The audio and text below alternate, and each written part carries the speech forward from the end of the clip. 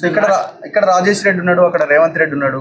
సంఘటన కారణమైన వాళ్ళంతా రెడ్లే కాబట్టి ప్రెషర్ ఉన్నది అన్న ఒక బలమైన ఆరోపణ బయట వినబడుతున్నది.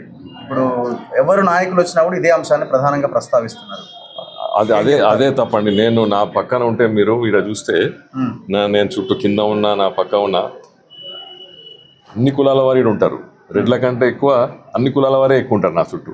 ఓకే. ప్లస్ నేను డాక్టర్ను, నా 10 ఏళ్ళు ప్రాక్టీస్ చేసి డాక్టర్ ఉన్నప్పుడు నేను ఓన్లీ రెడ్లనే చూస్తా లేకపోతే ఇంకొని చూడడానికి కాదు కదా. నేను హాస్టల్లో పెరిగినవాడిని. ఆ ఫీలింగే నాదే లేదు. అది ఎవరిని అడిగినా చెప్తారు టౌన్లో. ఇప్పటికీ నాకు ఆ పేరు వచ్చింది, అందరితో బాగుంటాడు, ఎక్కడ పోయినా అందరితో ఉంటాడు, అందరితో తింటాడు అని. అటువంటి ఫీలింగ్ లేదు. మీరు మొన్న కూడా ఒక అతను ఎవరు సిగ్నల్ టీవీ అతను నాకు ఫోన్లో మాట్లాడాడు. ఆ టీవీ అది కూడా యూట్యూబ్లో ఉంది.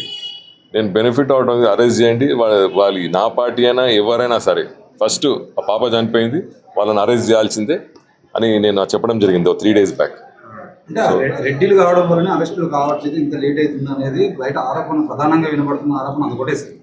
అదే వినిపిస్తుంది. నేను నా వీడియోలో ముందే నేను ఎవరో సిగ్నల్ టీవీ ఎవరో ఫోన్ చేశారు నాకు, చేస్తే అది యూట్యూబ్లో కూడా వచ్చింది మొన్న 3 days బ్యాక్. నేను సీరియస్ చెప్పడం, బెనిఫిట్ ఆఫ్ డౌట్, పాప చనిపోయింది, దురదృష్టకరం, బడుగు బలైన వర్గాలకు సంబంధించిన పాప కాబట్టి మీరు ఫస్ట్ అరెస్ట్ చేయండి. మీ ఇన్వెస్టిగేషన్ తర్వాత ఫస్ట్ అరెస్ట్ చేయండి. వాళ్ళు కాంగ్రెస్ వాళ్ళ, నా మిత్రుల అనే చూడకండి, ఫస్ట్ అరెస్ట్ చేయండి అని చెప్పడం అది మీరు యూట్యూబ్లో చూడొచ్చు. ప్లస్ చాలామంది వాళ్ళు నా చుట్టాలు, కొట్టిన వాళ్ళు నా చుట్టాలు అని నన్ను కలుపుతున్నారు. అంటే కాంగ్రెస్ ఎక్కడ లేదు. అందులో సంతోష్ రెడ్డి అని ఒక ఆయన ఉన్నాడు, ఆయన చుట్టమైన ఆయన అసలు 8-9 మందిలో అక్యూజ్ చేయలేడు.